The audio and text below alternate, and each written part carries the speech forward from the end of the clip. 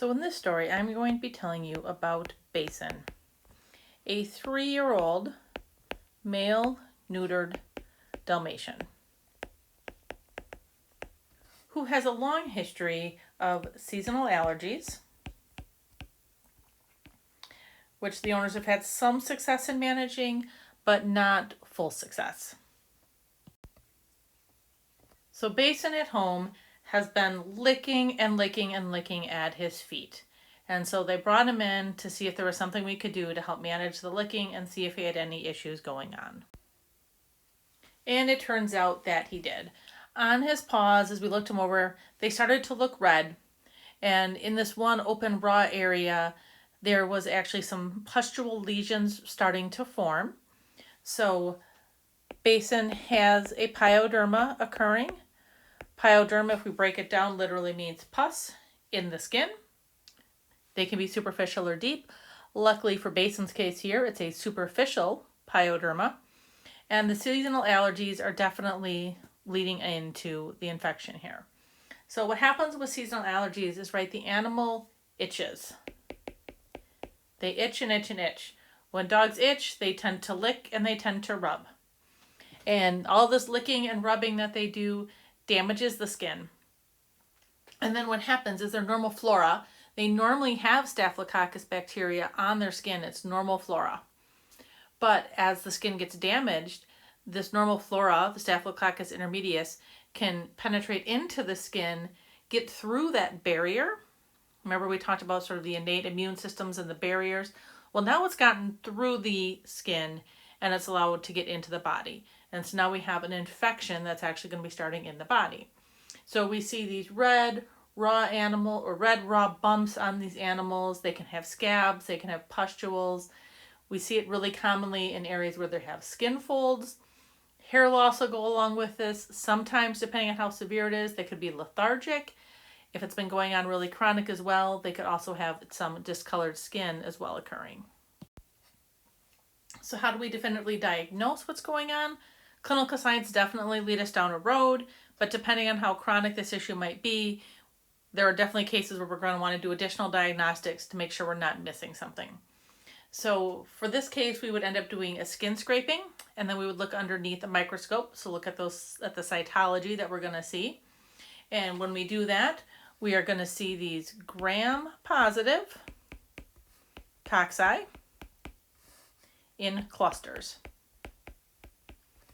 And this is what Staphylococcus intermedius is going to look like underneath the microscope. We can also get some infectious looking and some inflammatory material as well on our cytology. So white blood cells are also things that we can see in this mix. We can see that even more if we get an intact pustule that we're able to do a fine needle biopsy from. We can see those white blood cells. Additionally, there might be some chronic cases where we have to do a skin biopsy to really get in and see truly what's going on in these issues.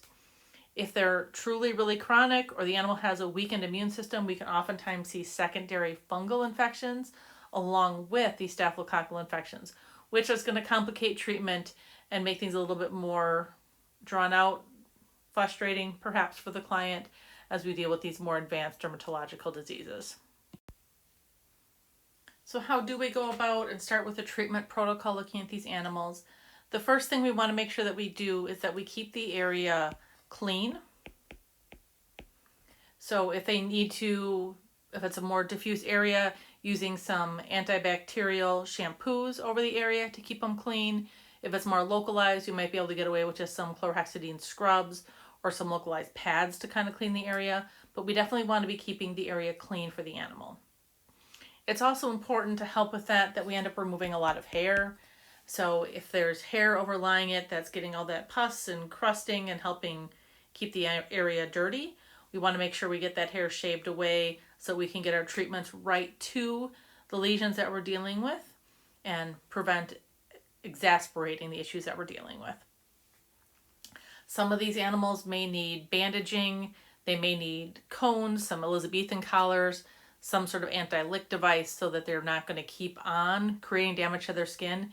Getting the licking to stop is really critical for these animals. If it's an animal that has seasonal allergies, it's definitely time to revamp that and say, what can we do to get to this underlying cause so that we don't end up with recurring pyodermas all spring and summer long. Then we do also look and say, do we need antibiotics for this animal? Some animals have simpler cases and we can get away with just some topical treatments.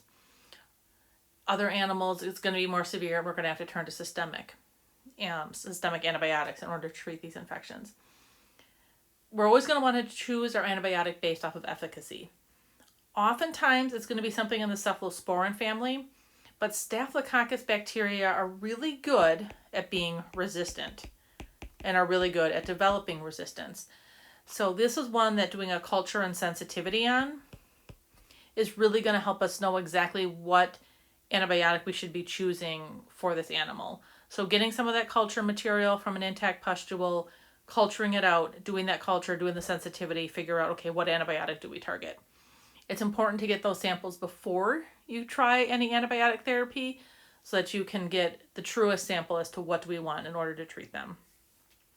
Another reason to be really make sure we get the right antibiotic is these treatments can sometimes be extended 3 to 6 weeks for superficial infections. And if you have a deep infection, you can be on the upward sides of that, sometimes even going beyond the 6 weeks in order to truly get that infection under control. So we're going to have issues with, is the antibiotic effective? How safe is it for using that long term in the animal, depending on all of its other health conditions that it may have going on? Cost and client compliance when you're asking them to give an antibiotic 2 or 3 times a day for, a month can be complicated. So we want to make sure we choose the right one right on top and we know what we have that we are dealing with. It's also important to make sure that we can speciate this out so we can make sure that they don't have a zoonotic form. Most of the time dogs are getting the Staphylococcus intermedius, but we want to make certain that they're not getting some form of MRSA that could also be contagious to the humans, which is going to add in another level of management for these cases. Okay, then I hope you guys enjoyed the story about Basin, our Dalmatian with seasonal allergies, who managed to lick himself to the point that he got a secondary Staphylococcus infection, and that you guys learned a few things about pyodermas along the way. Thanks.